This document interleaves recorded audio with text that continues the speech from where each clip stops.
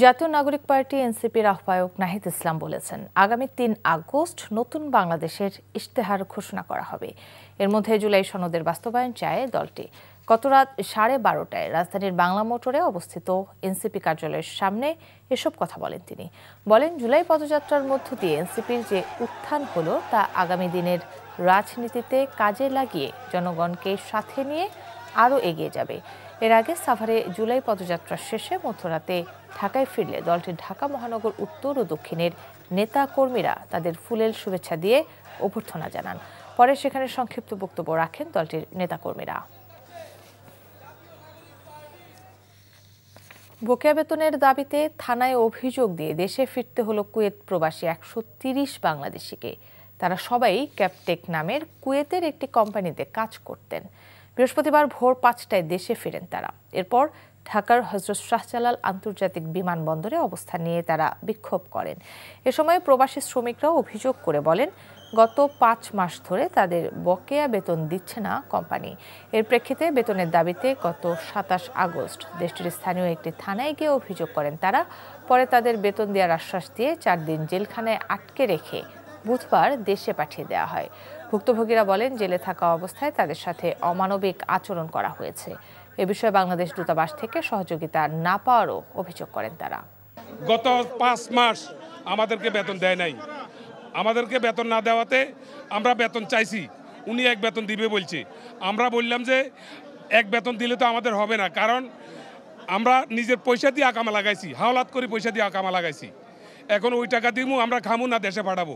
বললাম বলে আমরা পুলিশ লই আমরা বাসার মধ্যে নিয়ে যাইতো, তারা রাজি হন আমরা বাসা যাবে। কেউ টাকা আছে 100 দিনের আছে, 200 দিনের আছে, 800 দিনের আছে, মাল সাবানা আছে, স্বর্ণ হাতি আছে। কেউ আপনি 210 জন লোক কেউ যাইতে আমরা সুযোগ দেন। একটা সিল মারছে, এই সিলটার কারণে আমরা যাবজ্জীবন নিষিদ্ধ, কুয়েতে যেতে পারবো না।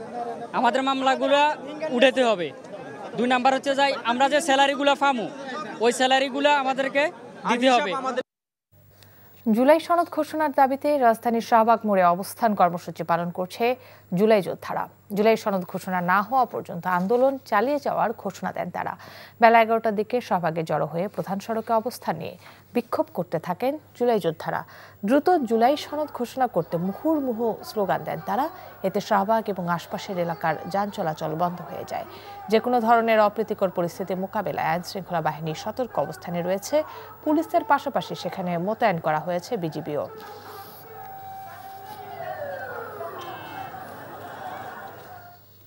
রাজধানীর শাহবাগে আছেন সিনিয়র করেসপন্ডেন্ট আপেল শাহরিয়ার, যুক্ত হচ্ছে তার সাথে। আপেল, শাহবাগের এখন কি পরিস্থিতি, বিক্ষোভকারীরা কি বলছেন?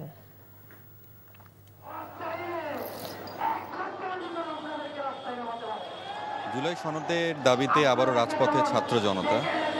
11টার দিকে এই শাহবাগ মোড়ে এসে তারা অবস্থান নেন এবং চারপাশে যে রাস্তাটি তারা বন্ধ করে দিয়েছেন। কয়েকজনের সঙ্গে কথা হলো আন্দোলনকারীদের। দাবি একটাই, যে কেন এত বিলম্ব করা হচ্ছে। অনেক সময় থেকেই বলা হচ্ছে যাতে দ্রুত সময়ের মধ্যে জুলাই সনদ ঘোষণা করা হয়, কেন করা হচ্ছে না, কেন এখনও ঐক্যমতে পৌঁছানো যাচ্ছে না, সেই ক্ষোভ হতাশা তারা ব্যক্ত করেছেন। এখন যে আন্দোলন করছেন যারা, তারা সবাই দেশের বিভিন্ন জায়গা থেকে এসেছেন। কষ্ট, ক্ষোভ, হতাশা তাদের মাঝে বিরাজ করছে যে সরকার যদি এই বিষয়গুলো যদি কোনো দ্রুত সময়ের মধ্যে পদক্ষেপ না নেন, তাহলে আসলে পরিস্থিতি কোন দিকে যাবে সেদিকেও তারা আশঙ্কা করছেন। তারা মূলত চাচ্ছেন তাদেরকে স্বীকৃতি চাচ্ছেন যে কেন এই জুলাই গণ অভ্যুত্থানে সবার অংশগ্রহণ ছিল স্বতঃস্ফূর্তভাবে, থাকার পরও কেন একটা ঐক্যমতে পৌঁছানো যাচ্ছে না। এবং যে আপনি জানেন যে জাতীয় ঐক্যমত্য কমিশনের রাজনৈতিক দলগুলোর সঙ্গে আলোচনা হচ্ছে যাতে দ্রুত সময়ের মধ্যে জুলাই সনদটি ঘোষণা করা হয়। আর এখানকার যে আন্দোলনকারীরা বলছেন শুধুই নামমাত্র একটি সনদ ঘোষণা করলেই হবে না, সেই সনদটা যাতে রাষ্ট্রীয়ভাবে স্বীকৃতির পাশাপাশি সংবিধানেও যাতে এটি অন্তর্ভুক্তি করা হয়, সেটারও কিন্তু তারা জোর দাবি জানিয়েছেন। আমি সকাল থেকে দেখলাম যে পুলিশের প্রথমের দিকে যে উপস্থিতি, আস্তে আস্তে ধীরে ধীরে তাদের উপস্থিতি আরও বেশি বাড়াচ্ছে। এবং এখানকার যে রমনার উপপুলিশ কমিশনার রয়েছেন মাসুদ আলম, তার সঙ্গে আমি কথা বলেছি। তাদেরকে অনুরোধ করছে যাতে ব্যস্ততম একটি এই সড়কটি কিন্তু একটি গুরুত্বপূর্ণ একটি সড়ক এবং আশেপাশে বেশ কয়েকটি হাসপাতাল রয়েছে, তারা যাতে একটি পাশে যে যাতে এই আন্দোলনটি করে সেইভাবে বারবার অনুরোধ জানাচ্ছেন। তবে তাদের অবস্থান কর্মসূচি যারা পালন করছেন, একটাই বার্তা, যে দাবি না মানা পর্যন্ত, অর্থাৎ জুলাই সনদ ঘোষণা না হওয়া পর্যন্ত তাদের অবস্থান কর্মসূচি তারা চালিয়ে যাবেন। দর্শক, জানছিলাম শাহবাগ থেকে জুলাই যোদ্ধাদের অবস্থান কর্মসূচির খবর। রাজধানীর ফরেন সার্ভিস একাডেমিতে জাতীয় ঐক্যমত্য কমিশনের দ্বিতীয় দফা বৈঠকের শেষ দিন আজ। কিছুক্ষণ আগে শুরু হওয়া বৈঠকে জুলাই সনদ বাস্তবায়নের বিষয়ে রাজনৈতিক দলগুলোর সাথে আলোচনা চলছে। এই মুহূর্তে কমিশনে আছেন আমাদের স্পেশাল করেসপন্ডেন্ট নজরানা চৌধুরী। সরাসরি যাচ্ছি তার কাছে। নজরানা, আজকে তো বৈঠক শেষ হবে, বৈঠকের বিষয়ে কি তথ্য আছে আপনার কাছে?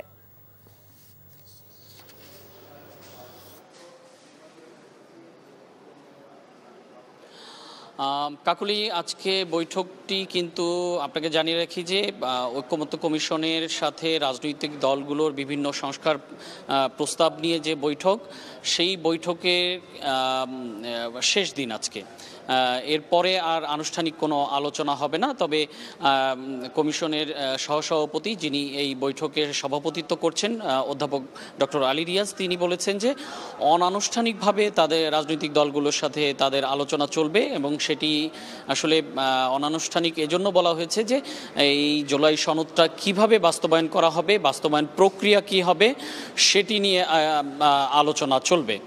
তো আর এর বাইরে যে আজকে যেই বিষয়গুলো নিয়ে আলোচনা হওয়ার কথা রয়েছে সেটি হলো মহা হিসাব নিরীক্ষক, দুর্নীতি দমন কমিশন, নির্বাচন কমিশন, ন্যায়পাল, এগুলো নিয়োগ নিয়ে আলোচনা হবে শেষ দিনের। আজকে প্রথমের যেই এজেন্ডাটি আছে সেটি হলো এটি।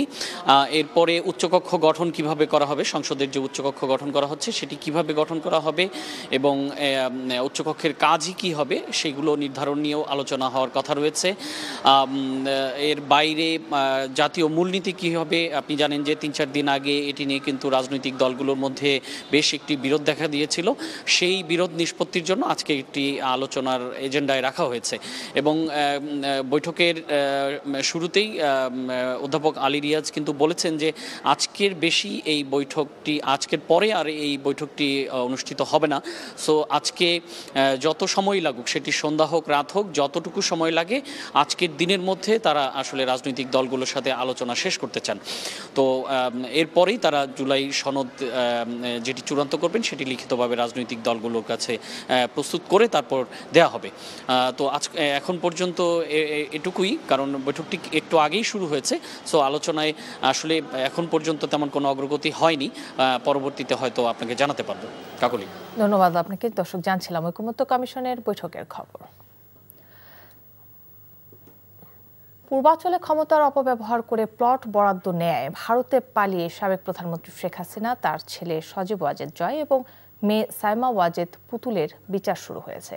পূর্বাঞ্চল নতুন শহর প্রকল্পে ৩০ কাঠা প্লট বরাদ্দে জালিয়াতির ঘটনায় আলাদা ৩ মামলায় সাবেক প্রধানমন্ত্রী শেখ হাসিনা, তার ছেলে সজীব ওয়াজেদ জয়, মেয়ে সাইমা ওয়াজেদ পুতুলের বিরুদ্ধেও অভিযোগ গঠনের শুনানি হয়। বৃহস্পতিবার ঢাকার বিশেষ জজ আদালতের বিচারক মোহাম্মদ আবদুল্লাহ আল মামুন তাদের বিরুদ্ধে অভিযোগ গঠন করেন। শেখ হাসিনা, জয় ও পুতুল পলাতক থাকায় তাদের বিরুদ্ধে গ্রেফতারি পরোয়ানা জারি করেন আদালত। মামলার সাক্ষ্য গ্রহণের জন্য আগামী ১১ই আগস্ট দিন ধার্য করেছেন আদালত। চট্টগ্রামে টানা বৃষ্টিতে নগরীর নিচু এলাকায় আবারও জলাবদ্ধতার সৃষ্টি হয়েছে। পতেঙ্গা আবহাওয়া অফিস জানিয়েছে, চট্টগ্রামে ভারী বর্ষণ ও টানা বৃষ্টিতে নগরীর চকবাজার, মুরাদপুর ও বাকুলিয়ার নিম্নাঞ্চলের অধিকাংশ সড়ক জলাবদ্ধ হয়ে পড়েছে। এতে দুর্ভোগে পড়েন মানুষ। আগামীকাল ভারী ও মাঝারি বৃষ্টিপাতের সম্ভাবনা রয়েছে।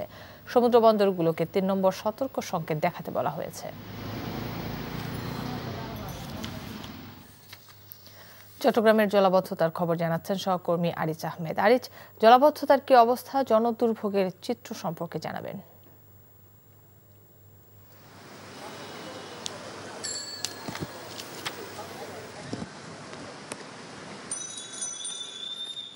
কাকলি, আপনি দেখছেন আমি একটি চট্টগ্রামের আবাসিক এলাকার সামনে, এটি পাঁচলাইশ এলাকায়। এখানে সকাল থেকে আসলে বৃষ্টির সাথে এখানে জলবদ্ধতা এবং জলজট তৈরি হয়েছে, সাধারণ মানুষের দুর্ভোগ হয়েছে। এরকম চট্টগ্রাম নগরীর যে নিম্নাঞ্চলগুলো আছে সেখানে একই অবস্থা।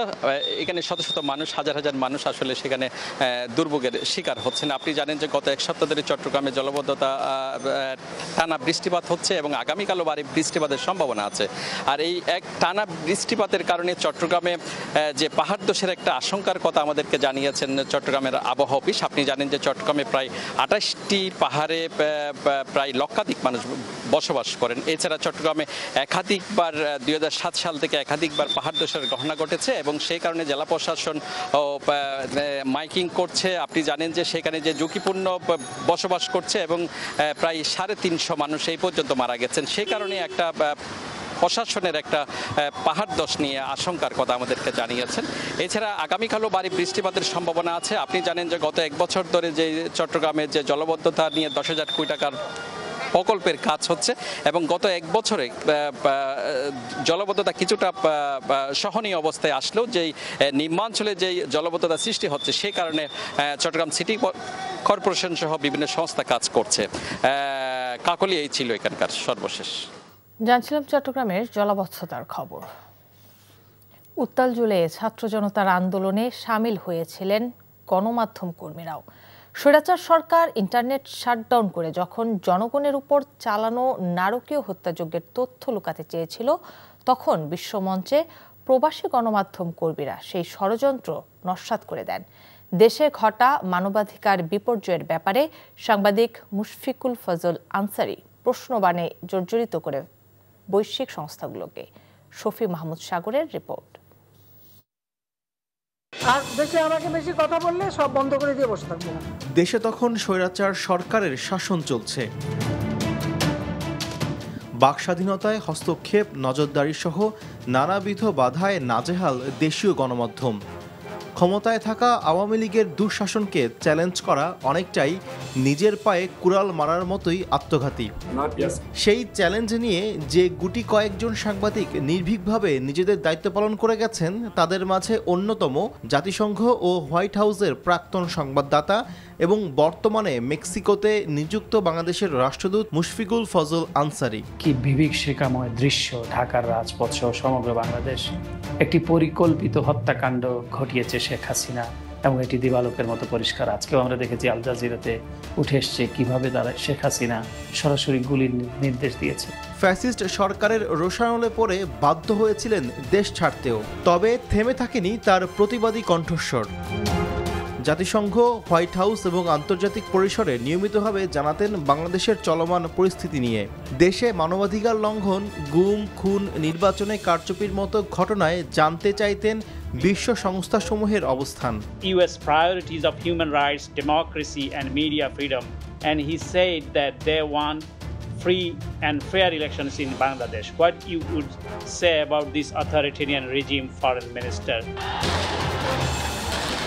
রক্তাক্ত জুলাইয়ে যখন স্বৈরাচার সরকার ইন্টারনেট শাটডাউন করে তথ্য প্রবাহ বন্ধের ষড়যন্ত্র করেছিল, সে সময় মুশফিকুল ফজল আনসারি ছাত্র জনতার উপর চলা নির্মম হত্যাযজ্ঞের চিত্র তুলে ধরে দৃষ্টি কেড়েছিলেন বিশ্ববাসীর। The government's militant group Chhatraleague, along with the security forces, has attacked the protesters. 6 students have been killed in the brutal attack. Is the Secretary General aware of the situation? Awami League সরকার পতনে দীর্ঘ 1 দশক পর দেশে আসেন মুশফিকুল ফজল আনসারি। অন্তর্বর্তী সরকার তাকে 3 বছরের জন্য মেক্সিকোতে বাংলাদেশের রাষ্ট্রদূতের দায়িত্ব অর্পণ করেন। শফি মাহমুদ সাগর, NTV নিউজ, ঢাকা। এশিয়ান কাপের জন্য বাংলাদেশ নারী দলে এবার প্রবাসী ফুটবলার যুক্ত করতে চায় বাফুফে। সুইডেন প্রবাসী আনিকা রানিয়া সিদ্দিকীকে ট্রায়ালে ডাকা হবে বলে জানিয়েছেন বাফুফের নারী উইংয়ের চেয়ারম্যান মাহফুজা আক্তার কিরণ। রিপোর্ট কুশলী আসিরের। এশিয়ার ফুটবলের সর্বোচ্চ আসর এশিয়ান কাপের মূল পর্বে খেলার আগে নিজেদের শক্তিমত্তা বাড়ানোর চেষ্টায় বাংলাদেশ নারী দল। চীন, উত্তর কোরিয়ার মতো দলের বিপক্ষে খেলতে আক্রমণ ভাগের ধার বাড়াতে এবার সুইডেন প্রবাসী আনিকা রানিয়া সিদ্দিকী যুক্ত হচ্ছেন নারী দলে। ক্যাম্পে ডাক পাওয়ার আগে ট্রায়ালের মুখোমুখি হতে হবে 20 বছর বয়সী এই অ্যাটাকিং মিডফিল্ডারকে। পুরুষ দলের অধিনায়ক জামাল ভুঁইয়া আনিকার খোঁজ দেন, জানিয়েছেন বাফুফের নারী উইংয়ের প্রধান। একটা ফুটবলারই আসতে পারে, সেটা হলো জামাল ভুঁইয়া আমাকে একটা রেফারেন্স দিয়েছিলেন, আনিকা বলে একজন ফুটবলার। তো তখন পলসমলি ছিল, পলসমলি থাকতে আমি ওকে নিয়ে কাজ করেছিলাম, কিন্তু ওর টাসপোর্টে অনেক ঝামেলা ছিল, যে কারণে ওইটা কাজ করতে করতে এখনও পর্যন্ত এখন হয়তো একটা পর্যায়ে এসছে। তো ওই ফুটবলারটা হয়তো ট্রায়ালের জন্য আমরা ডাকতে পারি যদি সে রাজি থাকে। আগামী বছর মার্চে অস্ট্রেলিয়ায় শুরু হবে এশিয়ান কাপ, যেখানে প্রথমবার অংশ নেবে বাংলাদেশ দল। কুশল ইয়াসির, এনটিভি নিউজ, ঢাকা। যে সরকারে জনগণের প্রতিনিধি নেই সেই সরকার মানুষের জন্য সমস্যার কারণ হবে, এটাই স্বাভাবিক। এমন মন্তব্য করেছেন বিএনপি মহাসচিব মির্জা ফখরুল ইসলাম আলমগীর। তিনি বলেন, জুলাই শহীদ এবং আহতদের জন্য সত্যিকার অর্থে কিছু করতে না পারলে এর চেয়ে বড় কোনো প্রতারণা থাকবে না। জাতীয় প্রেসক্লাবের আয়োজনে গণ অভ্যুত্থানের বর্ষপূর্তিতে জুলাই শহীদ পরিবারের সাথে মতবিনিময় এবং সম্মাননা প্রদান অনুষ্ঠানে তিনি এসব কথা বলেন। মির্জা ফখরুল বলেন, রাজনৈতিক দলগুলোর মধ্যে পারস্পরিক বোঝাপড়া থাকতে হবে। যেই কাদা ছোড়াছুড়ি চলছে তার একটা সীমা থাকা জরুরি উল্লেখ করে তিনি বলেন, গণতন্ত্রে ভিন্ন মত এবং বক্তব্য থাকা স্বাভাবিক। সবার এখন উচিত ঐক্যবদ্ধ থেকে একটি সুষ্ঠু নির্বাচনের মাধ্যমে জনগণের সরকারের কাছে ক্ষমতা হস্তান্তর প্রক্রিয়াকে ত্বরান্বিত করা। কথা তো সত্য যে কাজটা ছিল যে অতি দ্রুত একটা নির্বাচনের মধ্য দিয়ে একটা নির্বাচিত সরকারের কাছে দায়িত্ব তুলে দেওয়ার, সেটা না দিয়ে ক্রমান্বয়ে বিভিন্ন রকম কতটা সংস্কার কমিশন যেটা তৈরি করা হয়েছে ঠিক জানা নাই। তারা দেশকে পুরো নতুন একটা আপনার ওই দেশ তৈরি করতে চান, একটা ম্যাজিক্যাল দেশ তৈরি করতে চান। খুব ভালো কথা, কিন্তু আমরা তো চাই যে সেটা জনগণের মধ্য থেকে আসুক। আমরা তো চাই যে সেটা জনগণ সেই শক্তিটা নিয়ে তারা বেরিয়ে আসবে। আমরা দুঃখের সঙ্গে বলতে বাধ্য হচ্ছি যে সরকারের কাছ থেকে আমরা সেই জিনিসটা দেখতে পাইনি। শাহবাগে আছেন আমাদের সিনিয়র করেসপন্ডেন্ট আপেল শাহরিয়ার, আমরা যুক্ত হচ্ছি তার সাথে। আপেল, শাহবাগের সবশেষ পরিস্থিতি কেমন দেখছেন? বিক্ষোভকারীরা কি বলছেন? জুলাই যোদ্ধারা এখনো শাহবাগ মোড়ে অবস্থান করে আছে। বেশ কিছুদিন আগে বৃষ্টি হয়েছিল, বৃষ্টির কারণে যারা আন্দোলন করছেন বিভিন্ন ছড়াই ছিটাই ছিল, তখন আবার এখন যদি বৃষ্টি একদম কমে গেছে, এখন তারা আবার এই শাহবাগ যে মোড়টিতে রয়েছে এখানে তারা অবস্থান করে বিক্ষোভ করছেন। তাদের দাবি তো শুরুতেই আমি যেটি বলেছিলাম এবং সংবাদে আপনি যেটি প্রচার করলেন যে জুলাই সনদ ঘোষণা না হওয়া পর্যন্ত তারা রাজপথ ছাড়বেন না। তবে এখনকার প্রেক্ষাপট হচ্ছে যে আস্তে আস্তে বিভিন্ন সময় আসলে অন্যান্য জায়গা থেকে যে সারা দেশ থেকে যে আন্দোলনকারীরা যে আসছিল তাদের সংখ্যাটা বাড়ছে, আমি এটি লক্ষ্য করলাম। আর তাদের একটাই অভিযোগ যে এত দিনও কেন জুলাই সনদটি হচ্ছে না। ক্ষোভ জানিয়েছেন, হতাশা ব্যক্ত করেছেন। এখানে যারা এসেছেন শুধু জুলাই যে যোদ্ধারা বা আহতরা যারা আছেন তারাও আছেন এবং শহীদ পরিবারের সদস্যরাও আমি দেখতে পেয়েছি তারা এখানে এসে বিক্ষোভ করছেন। এখন সবসময় যে আন্দোলনগুলো হলে কোনো না কোনো ট্যাগ দেওয়ার যে রাজনীতি আমরা লক্ষ্য করছি, সেখানে যারা বক্তারা এখানে বক্তব্য রাখছেন কোনোভাবেই যাতে ট্যাগ না দেওয়া হয়। তারা তার অধিকারের জন্য এখানে এসেছেন, ব্যক্তি স্বার্থের জন্য তারা এখানে আসেননি। শুধু এই যে গণ অভ্যুত্থানে যারা স্বতঃস্ফূর্তভাবে যারা আন্দোলনে যুক্ত হয়েছিলেন তাদের ভবিষ্যৎ, তাদের একটি স্বীকৃতি দেওয়ার ক্ষেত্রে কেন গড়িমসি করা হচ্ছে, সেই ক্ষোভ হতাশা তারা তাদের এই বক্তব্যের মাধ্যমে তারা বলছেন। এবং এখন এই জুলাই যে যোদ্ধার যে প্ল্যাটফর্মটি এখন এখানে তৈরি করা হয়েছে, অনুরোধ জানিয়েছেন আরও যারা যারা আছেন সবাই যাতে এখানে আসেন, এখানে এসে অবস্থান কর্মসূচি পালন করেন। এবং পুলিশের একটি ব্যাপক উপস্থিতি আমরা প্রথমে শুরুর দিকে দেখেছিলাম, তবে এখন একদমই নেই, একদম থমথমে অবস্থা বলা যাবে না। তবে যে যান চলাচল যেহেতু 3 ঘন্টার বেশি সময় ধরে বন্ধ রয়েছে, সাধারণ মানুষের চরম ভোগান্তির মধ্যে রয়েছেন এবং যে গাড়িগুলো আছে সেগুলো আসলে বিকল্প পথ দিয়ে যান চলাচল করছে। শাহবাগ থেকে জানছিলাম জুলাই যোদ্ধাদের অবস্থান কর্মসূচির খবর। জুলাই সনদ নিয়ে রাজনৈতিক দলগুলোর সঙ্গে আজকের মধ্যে আলোচনা শেষ করতে চান বলে জানিয়েছেন জাতীয় ঐকমত্য কমিশনের সহসভাপতি অধ্যাপক ডক্টর আলী রিয়াজ। একই সঙ্গে তিনি বলেছেন রাজনৈতিক দলগুলোর মতামতের প্রতিফলন ঘটিয়েই সনদ তৈরি করা হবে। সকালে রাজধানীর ফরেন সার্ভিস একাডেমিতে দ্বিতীয় ধাপে 23তম দিনের আলোচনার শুরুতে এসব কথা বলেন অধ্যাপক আলী রিয়াজ।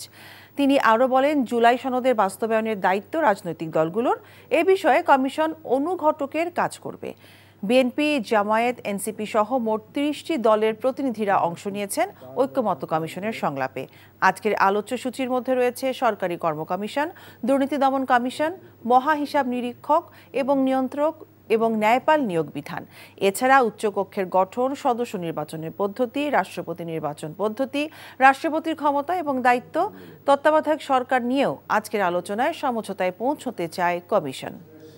আমি আজকে এই আলোচনার দ্বিতীয় পর্বের সমাপ্তি টানব। এখানে যেগুলোর বিষয়ে ঐকমত্য হয়েছে হবে, সেগুলোর পাশাপাশি যেগুলোর ব্যাপারে নোট অফ ডিসেন্ট থাকবে সেগুলিও থাকবে, এবং তার চূড়ান্ত খসড়াটা আমরা খুব শিগগিরই আপনাদের কাছে দেব, যেটাতে আপনারা স্বাক্ষর করবেন বলে আমরা আশা করছি।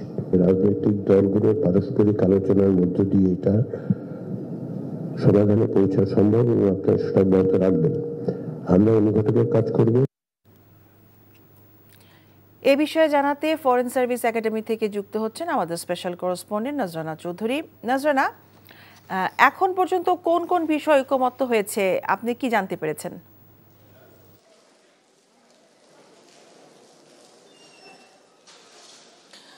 মিতা, বৈঠকটি শুরু হয়েছে 12টা বাজার কিছুক্ষণ আগে, 10-15 মিনিট আগে বা 11:15টার দিকে এই ঐকমত্য কমিশনের সাথে রাজনৈতিক দলগুলোর বৈঠকটি শুরু হয়েছে।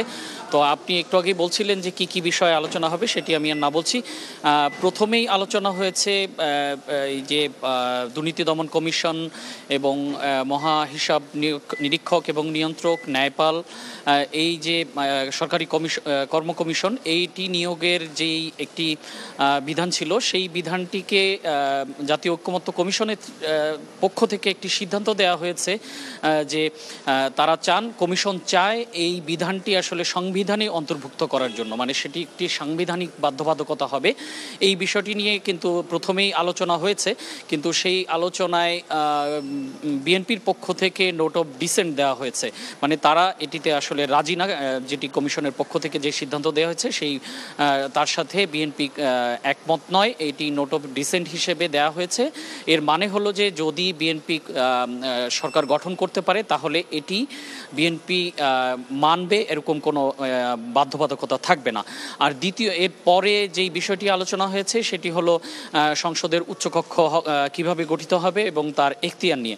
সংসদের উচ্চকক্ষ নিয়ে আপনি জানেন যে কমিশনের পক্ষ থেকে এবং অন্যান্য দুই একটি রাজনৈতিক দল, সেটি জামায়াতে ইসলামী এবং এনসিপির মতো রাজনৈতিক দলগুলো কিন্তু তাদের সিদ্ধান্ত জানিয়েছে, সেটি হলো যে উচ্চকক্ষ আনুপাতিক ভোটের হারে উচ্চকক্ষটি গঠিত হবে, অর্থাৎ পিআর পদ্ধতি যেটি বলা হচ্ছে। বিএনপি এই বিষয়ে একটু আগেই বিএনপির এখানকার যে ঐকমত্য কমিশনের যে প্রতিনিধি, স্থায়ী কমিটির সদস্য সালাউদ্দিন আহমেদ, তিনি তার বক্তব্যে বলেছেন যে যদি পিআর পদ্ধতিতে উচ্চকক্ষ গঠন করার সিদ্ধান্ত হয় তাহলে বিএনপি উচ্চকক্ষ চাই না। তার মানে পিআর পদ্ধতি হলে বিএনপি চায় এক কক্ষ বিশিষ্ট সংসদ। তো এই দুটি বিষয়েই বিএনপির পক্ষ থেকেই কিন্তু জোরালোভাবে বিরোধিতা করা হয়েছে। তো এখন কেবলই মধ্যাহ্ন বিরতি দেওয়া হয়েছে বৈঠকে, ঐকমত্য কমিশনের বৈঠকের। তো এরপরে আবার আলোচনা শুরু হবে, তখন আমরা আপডেট জানাতে পারবো। মিতা, জানছিলাম ঐকমত্য কমিশনের বৈঠকের সবশেষ খবর।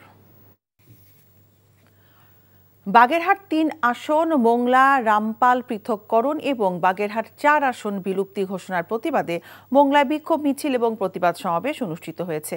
দুপুরে পৌর বিএনপির বিক্ষোভ মিছিল বিভিন্ন সড়ক প্রদক্ষিণ করে। পরে পৌর মার্কেট চত্বরে প্রতিবাদ সমাবেশে বক্তব্য রাখেন পৌর বিএনপির সাধারণ সম্পাদক মাহবুবুর রহমান মানিক সহ অন্যরা। তারা বলেন, নির্বাচন কমিশনের এমন সিদ্ধান্ত মেনে নেবে না মোংলা রামপালবাসী। জাতীয় নির্বাচন বিলম্বিত করার ষড়যন্ত্র চলছে বলেও অভিযোগ করেন বিএনপি নেতারা। 2025-26 অর্থবছরের প্রথম 6 মাসের জন্য নতুন মুদ্রানীতি ঘোষণা করতে যাচ্ছে বাংলাদেশ ব্যাংক। বিকেল 3টায় কেন্দ্রীয় ব্যাংকের গভর্নর ডক্টর আহসান এইচ মনসুরের মুদ্রানীতি ঘোষণা করার কথা রয়েছে। এদিকে সংকোচনমূলক মুদ্রানীতির কারণে মূল্যস্ফীতি কিছুটা কমে এলেও তা স্বস্তিদায়ক নয়, কমেছে বিনিয়োগও। এমন পরিস্থিতিতে সুদের হার কমিয়ে ব্যবসা বিনিয়োগে গতি আনার দাবি জানিয়ে আসছেন ব্যবসায়ীরা। তবে কেন্দ্রীয় ব্যাংক আপাতত সে পথে হাঁটছে না। আজকের ঘোষণায় আগের মতোই সুদের হার অপরিবর্তিত থাকতে পারে বলে ইঙ্গিত পাওয়া গেছে। এবারও অর্থনৈতিক প্রবৃদ্ধি অর্জনের চেয়ে মূল্যস্ফীতি নিয়ন্ত্রণই প্রধান অগ্রাধিকার পাচ্ছে। চলতি অর্থবছরের বাজেটে আগামী বছরের জুন নাগাদ গড় মূল্যস্ফীতি 6.50% নামিয়ে আনার লক্ষ্যমাত্রা রয়েছে, আর প্রবৃদ্ধির লক্ষ্যমাত্রা রয়েছে 5.50%। এদিকে ফেনীর মহিপালে কলেজ ছাত্র মাহবুবুল হাসান মাসুম হত্যা মামলায় শেখ হাসিনা আওয়ামী লীগ সাধারণ সম্পাদক ওবায়দুল কাদের সহ 221 জনকে অভিযুক্ত করে চার্জশিট দিয়েছে পুলিশ। দুপুরে সিনিয়র জুডিশিয়াল ম্যাজিস্ট্রেট আক্তার জাবিদের আদালতে অভিযোগপত্র জমা দেওয়া হয়। পুলিশ সুপার হাবিবুর রহমান জানান, চার্জশিটে শেখ হাসিনা ছাড়াও সাবেক স্বরাষ্ট্রমন্ত্রী আসাদুজ্জামান খান কামাল, সাবেক এমপি নিজামুদ্দিন হাজারী সহ আওয়ামী লীগের কেন্দ্রীয় ও স্থানীয় পর্যায়ের শীর্ষ নেতাদের নাম রয়েছে। 2024 সালে 4 আগস্ট মহিপালে বৈষম্য বিরোধী ছাত্র আন্দোলনের কর্মসূচিতে অংশ নেওয়ার সময় পুলিশের গুলিতে আহত হন কলেজ ছাত্র মাহবুবুল হাসান মাসুম। পরে হাসপাতালে মারা যান তিনি। এই ঘটনায় নিহতের ভাই 4 সেপ্টেম্বর ফেনী মডেল থানায় হত্যা মামলা করেন। আইন উপদেষ্টা আসিফ নজরুল জানিয়েছেন, জুলাই আগস্টে ছাত্র জনতার বিরুদ্ধে করা 752টি এবং ডিজিটাল সিকিউরিটি আইনে করা 408টি মামলা প্রত্যাহার করা হয়েছে। এছাড়া 15,000-এর বেশি রাজনৈতিক হয়রানিমূলক মামলা প্রত্যাহারের সুপারিশ করা হয়েছে। দুপুরে সচিবালয়ের ব্রিফিংয়ে তিনি এসব কথা বলেন। সমস্ত কাগজপত্র পুঙ্খানুপুঙ্খভাবে পরীক্ষা করে আমরা এখন পর্যন্ত রাজনৈতিকভাবে হয়রানিমূলক 15,000-এরও বেশি মামলা প্রত্যাহারের সুপারিশ করেছি। আমাদের কাছে যারা রেসপন্ড করছে, যেই সমস্ত রাজনৈতিক দল, তাদের 70 থেকে 80% মামলা, অন্তত 70 থেকে 80% মামলা যেটা তারা সাবমিট করেছে তা প্রত্যাহার করা হয়েছে। এ কাজ চলমান রয়েছে।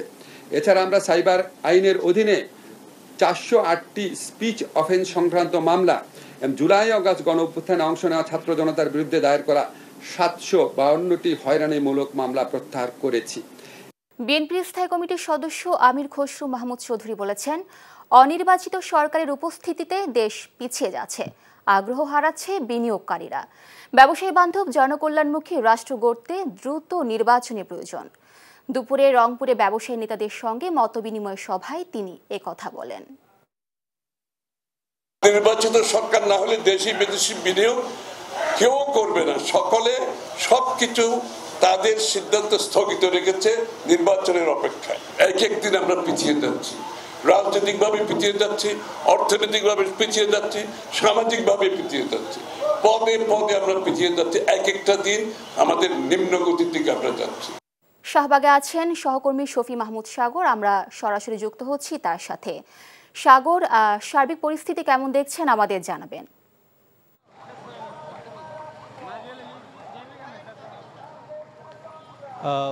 মিলি, জুলাই শহীদ পরিবার ও জুলাই যোদ্ধার ব্যানারে সকাল 11টা থেকে শাহবাগে অবস্থান করে জুলাই ঘোষণাপত্র, জুলাই সনদ বাস্তবায়নের দাবিতে আন্দোলনকারীরা অবস্থান নিয়েছেন এবং এখনও তারা এখানে অবস্থান নিয়ে আন্দোলন করে যাচ্ছেন। তারা জানিয়েছেন যে যতক্ষণ পর্যন্ত না এর একটা সুরাহা হবে ততক্ষণ পর্যন্ত তারা এই অবস্থান কর্মসূচি থেকে উঠবেন না এবং প্রয়োজনে তারা এখানে অস্থায়ীভাবে মঞ্চ তৈরি করে আন্দোলন চালিয়ে যাবেন। তো আজকে এখানে অবস্থান যারা নিয়েছেন তাদের সংখ্যা প্রায় 80 থেকে 100-র কাছাকাছি হবে। আমি জিজ্ঞেস করেছিলাম যে যারা জুলাই আন্দোলন করেছিলেন তারা আসলে কোথায় বা সংখ্যা তো কম কেন। তারা বলেছেন যে জুলাই আন্দোলনের সঙ্গে যারা ছিলেন তাদের মাঝে অনৈক্য তৈরি হয়েছে এবং যার ফলাফলে এখন সব দল বা যে সকল ছাত্র সংগঠনগুলো জুলাই আন্দোলনে শরিক হয়েছিলেন তারা সবাই একসঙ্গে এই কর্মসূচিগুলোতে অবস্থান নিচ্ছেন না। তবে তারা এটি মনে করেন যে আসলে এখন যদি জুলাই সনদ এবং এটি বাস্তবায়ন না হয়ে থাকে তাহলে আসলে সবচেয়ে বিপদের মুখে পড়বেন এই জুলাইয়ের সঙ্গে যারা জড়িত ছিলেন তারা। যেহেতু আজকে সকাল থেকেই শাহবাগের মতো একটি ব্যস্ততম সড়ক অবরোধ করে রাখা হয়েছে, ফলাফল এখন প্রায় অফিসের শেষের সময়, তো পুরো ঢাকা শহরেই আসলে এর প্রভাবটি পড়েছে। অর্থাৎ একদিকে যেমন শাহবাগের মৎস্য ভবন থেকে শাহবাগের দিকে কিংবা সায়েন্স ল্যাব থেকে শাহবাগের দিকে রাস্তাগুলো বন্ধ করা, ফলাফলে অন্যান্য বিকল্প সড়কগুলোতে প্রচুর চাপ তৈরি হয়েছে এবং দীর্ঘ যানজট তৈরি হয়েছে। ফলে মানুষের মধ্যে ভোগান্তিও কিন্তু বেশ ব্যাপক ভোগান্তি আমরা দেখতে পেয়েছি। তো মিলি, এই ছিল শাহবাগ থেকে আজকে জুলাই ঘোষণাপত্র নিয়ে আন্দোলনের সর্বশেষ অবস্থা। ফরিদপুরে ইজিবাইক চালক হত্যার মামলায় 5 জনকে মৃত্যুদণ্ডের আদেশ দিয়েছেন আদালত। এই মামলায় অপর এক আসামিকে 10 বছরের সশ্রম কারাদণ্ড দেওয়া হয়। দুপুর অতিরিক্ত জেলা দায়রা জজ প্রথম আদালতের বিচারক মাকসুদুর রহমান এই রায় দেন। দণ্ডপ্রাপ্ত আসামিরা হলেন সদর উপজেলার মেহেদি, আবু কাউসার, মোহাম্মদ জনি মোল্লা, রাসেল শেখ, রাজেশ রবিদাস। এদের মধ্যে রাসেল শেখ পলাতক রয়েছে। এদিকে নওগাঁয় হত্যা মামলায় 2 জনের মৃত্যুদণ্ড দিয়েছে আদালত, আর ধর্ষণ মামলায় 2 জনের যাবজ্জীবন কারাদণ্ড দেওয়া হয়েছে। বেলা 12:30টায় নওগাঁর নারী ও শিশু নির্যাতন দমন ট্রাইব্যুনাল 2-এর বিচারক মেহেদী হাসান তালুকদার এ রায় দেন। এদিকে নওগাঁর মান্দায় 2010 সালের 15 ফেব্রুয়ারি এক কিশোরীকে ধর্ষণের দায়ে রবিউল ইসলাম ও তার এক সহযোগীকে যাবজ্জীবন কারাদণ্ড দেওয়া হয়েছে। দুর্নীতি দমনে কার্যকরী ভূমিকা নেওয়া হচ্ছে বলে জানিয়েছেন দুদক চেয়ারম্যান ডক্টর মোহাম্মদ আব্দুল মোমেন। সকালে বরিশাল নগরী সিএনবি রোডে দুদকের বিভাগীয় ও জেলা কার্যালয় ভবনের ভিত্তিপ্রস্তর স্থাপন শেষে এসব কথা বলেন তিনি। দুদক চেয়ারম্যান বলেন, দেশের উন্নয়ন অগ্রযাত্রা ব্যাহত হওয়ার মূলে দুর্নীতি।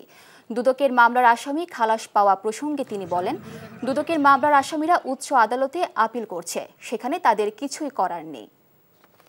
গোপালগঞ্জে এনসিপির সমাবেশকে কেন্দ্র করে সড়কে প্রতিবন্ধকতার অভিযোগে 77 জনের নাম উল্লেখ করে অজ্ঞাত 400 জনকে আসামি করে আরও একটি মামলা করা হয়েছে। এ নিয়ে মোট মামলার সংখ্যা দাঁড়ালো 15। এসব মামলায় মোট আসামি করা হয়েছে 16,208 জনকে। গোপালগঞ্জ সদর থানার ওসি মীর মোহাম্মদ সাজিদুর রহমান জানান, গত 16 জুলাই এনসিপির সমাবেশকে কেন্দ্র করে গোপালগঞ্জ সদর উপজেলার কাঠি এলাকায় গোপালগঞ্জ বরিশাল আঞ্চলিক সড়কে গাছের গুঁড়ি ফেলে অবরোধ করে রাখা হয়। এ ঘটনায় সন্ত্রাস বিরোধ আইনে জেলা ছাত্রলীগের সভাপতি নিউটন মোল্লা ও সাধারণ সম্পাদক আতাউর রহমান পিয়াল সহ 477 জনকে আসামি করে পুলিশের পক্ষ থেকে মামলা করা হয়েছে। দেশের মানুষের জন্য তারেক রহমানের প্রতি আস্থা আছে, তবে যারা দলের নাম ভাঙিয়ে চাঁদাবাজি নৈরাজ্য করছে তাদের বিরুদ্ধে ব্যবস্থা নেওয়ার আহ্বান জানান রিপাবলিক পার্টির প্রধান উপদেষ্টা সেলিম প্রধান। দুপুরে নারায়ণগঞ্জ আদালতে সাবেক বস্ত্র পাট মন্ত্রী গোলাম দস্তগীর গাজীর দায়ের করা মামলার হাজিরা দিতে এসে সাংবাদিকদের তিনি এসব কথা বলেন। তিনি আরো বলেন, দলের বদনাম করছে যারা, তাদেরকে বহিষ্কার আর চিঠি দিয়ে নোটিশ দিলেই হবে না, আজীবনের জন্য নিষিদ্ধ করতে হবে। চুয়াডাঙ্গার সীমান্ত পথে 15 জন এবং নওগাঁর সীমান্ত দিয়ে আরও 10 জন বাংলাদেশিকে পুশিন করেছে ভারতীয় সীমান্তরক্ষী বাহিনী বিএসএফ। চুয়াডাঙ্গার দর্শন আইসিপি দিয়ে ভারতে অবৈধভাবে বসবাসকারী 15 বাংলাদেশিকে বিজিবির কাছে হস্তান্তর করা হয়েছে। অন্যদিকে ভোররাতে নওগাঁর ধামেরহাট সীমান্ত এলাকা দিয়ে 10 বাংলাদেশিকে পুশিন করেছে বিএসএফ। কুমিল্লায় সাংবাদিকদের উপর হামলার ঘটনায় অভিযুক্তদের বিচার দাবি করেছেন গণমাধ্যম কর্মীরা। দুপুরে কুমিল্লা প্রেস ক্লাব মিলনায়তনে প্রতিবাদ সমাবেশ ও পরে মানববন্ধনে বক্তারা এসব কথা বলেন। প্রেস ক্লাবের সভাপতি কাজী এনামুল হক ফারুকের সভাপতিত্বে বক্তব্য রাখেন প্রেস ক্লাবের সাধারণ সম্পাদক জাহিদ হাসান। বুধবার কুমিল্লার মুরাদনগরে বিএনপি ও এনসিপি সংঘর্ষের সংবাদ সংগ্রহকালে দুর্বৃত্তের হামলায় 7 সাংবাদিক আহত হন। দেশে যেন কোনোভাবেই আর ফ্যাসিবাদ, চরমপন্থা এবং উগ্রপন্থার উত্থান না হয় সে ব্যাপারে নারী সমাজকে সতর্ক এবং সজাগ থাকার আহ্বান জানিয়েছেন বিএনপির ভারপ্রাপ্ত চেয়ারম্যান তারেক রহমান। শহীদদের আত্মত্যাগের প্রতি সম্মান জানাতে সবাইকে ঐক্যবদ্ধ থাকার তাগিদও দিয়েছেন তিনি। ফ্যাসিবাদ বিরোধী আন্দোলনে নারীদের অবদান শীর্ষক আলোচনায় এসব বলেছেন তারেক রহমান। ইমরুল হাসানের রিপোর্ট। মুক্তিযুদ্ধ থেকে 24-এর গণ অভ্যুত্থান, দেশের প্রতিটি আন্দোলন সংগ্রামে সাধারণ মানুষের সাথে কাঁধে কাঁধ মিলিয়ে লড়াই করেছে নারী সমাজ। গত 1.5 দশকে ফ্যাসিবাদ বিরোধী আন্দোলনে উল্লেখযোগ্য ভূমিকা রেখেছে নারীরা। জুলাই অভ্যুত্থানে শহীদ হন 10 নারী। তাদের অবদান স্মরণ করতে আলোচনার আয়োজন করে জাতীয়তাবাদী মহিলা দল। সম্মাননা জানানো হয় অনেককে। লন্ডন থেকে ভার্চুয়ালি যুক্ত হয়ে তারেক রহমান বলেন, নারীদের বাদ রেখে সমৃদ্ধ দেশ গড়া সম্ভব নয়। রাজনীতির মূল ধারার বাইরে রেখে কখনোই আমরা নিরাপদ বাংলাদেশ গঠন করতে পারবো না। নিরাপদ বাংলাদেশ গঠন করা সম্ভব নয়। নারী শক্তিকে কর্ম পরিকল্পনার বাইরে রেখে কখনোই কোনো রাষ্ট্রই, শুধু বাংলাদেশ নয়, কোনো রাষ্ট্রই এগিয়ে যেতে পারে না। জুলাই অভ্যুত্থান মানবিক দেশ গড়ার সুযোগ তৈরি করে দিয়েছে উল্লেখ করে বিএনপির ভারপ্রাপ্ত চেয়ারম্যান বলেন, নতুন বাংলাদেশ বিনির্মাণ যেন সঠিক পথে থাকে সে বিষয়ে নারীদের ভূমিকা রাখতে হবে।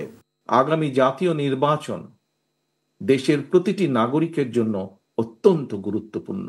দেশে যাতে আর কোনোভাবেই আর কোনোদিন ফ্যাসিবাদ, উগ্রবাদ, চরমপন্থা মাথা চাড়া দিয়ে উঠতে না পারে, এই ব্যাপারে বিশেষ করে নারী সমাজকে অত্যন্ত সতর্ক এবং সজাগ থাকতে হবে এবং সতর্ক এবং সজাগ থাকার জন্য আমি সমগ্র বাংলাদেশের মা বোনদেরকে আহ্বান জানাই।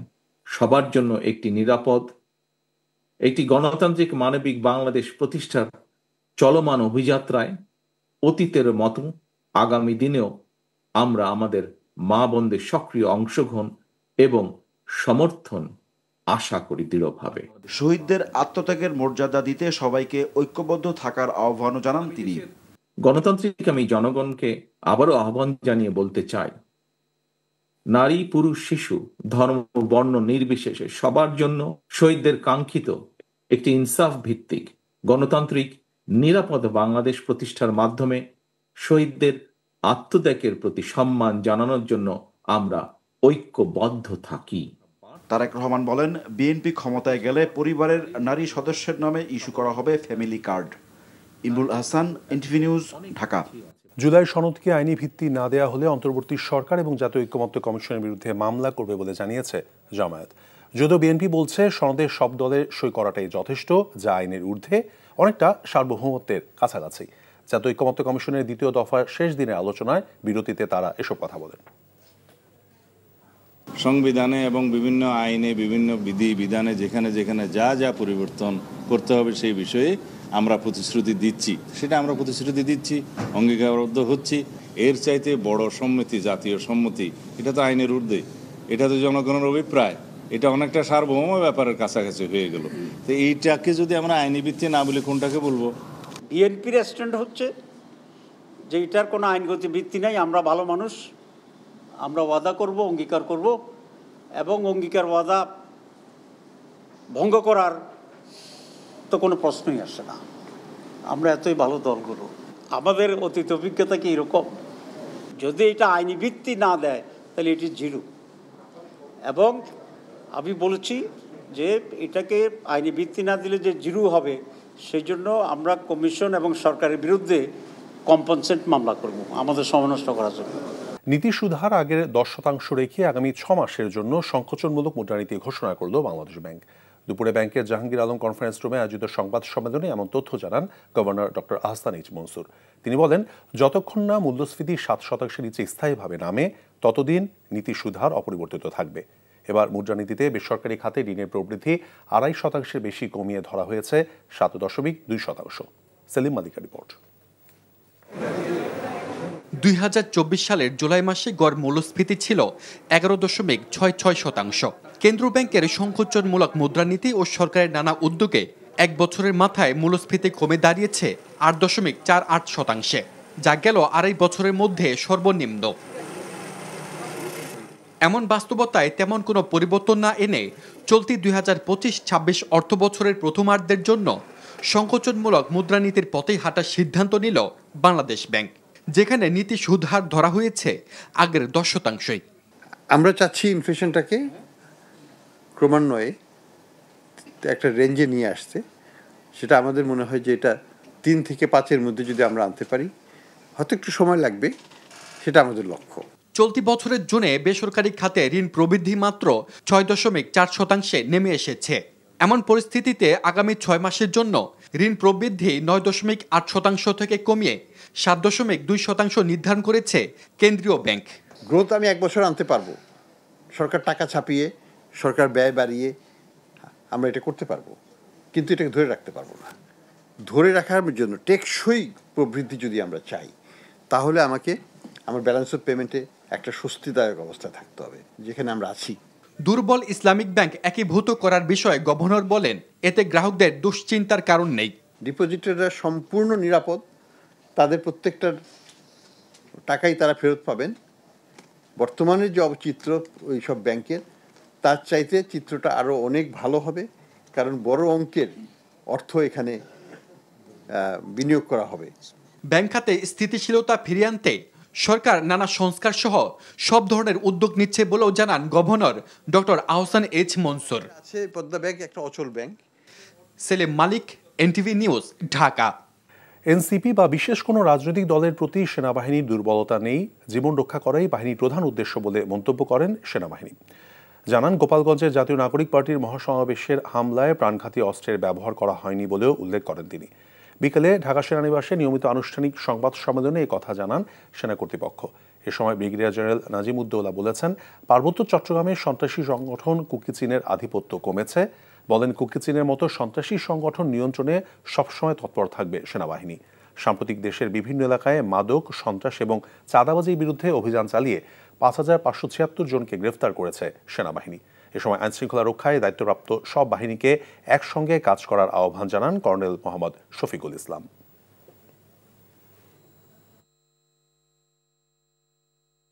কর্নেল স্টাফ অলরেডি ক্লারিফাই করেছে যে কোনো দলকে নয়, কোনো ব্যক্তিকে নয়, বরঞ্চ যাদের জীবন হুমকির মধ্যে পড়েছিল আমরা সেটা বিবেচনা করেই তাদেরকে উদ্ধার করেছিলাম।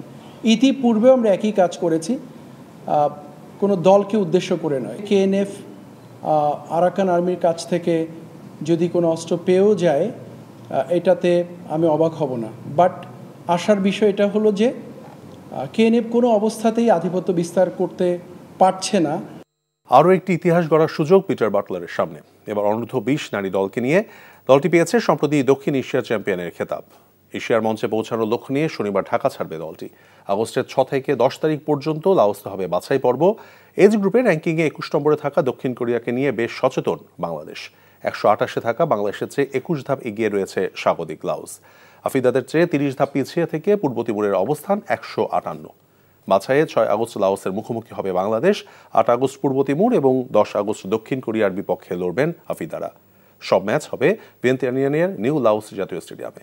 33 দলের মধ্যে গ্রুপ চ্যাম্পিয়ন 8 এবং সেরা 3 জন রানার্স আপ দল উঠবে থাইল্যান্ডের আগামী বছরের চূড়ান্ত আয়োজনে। যে 3টি টিমের সাথে খেলা আমাদের, তার মধ্যে থেকে কোরিয়ার কথা তো কোচ বললই, বাকি 2টা টিমের সাথে কোচ আমাদেরকে যেভাবে খেলতে বলে, সাফে আমাদের 23 জন প্লেয়ার সবাই গেম টাইম পেয়েছে, তো সবার মধ্যে একটা আত্মবিশ্বাস আছে যে আমরা এফসিতে গিয়ে ভালো কিছু করব। আমাদের সর্বোচ্চ চেষ্টা করব যাতে আমরা কোয়ালিফাই করতে পারি।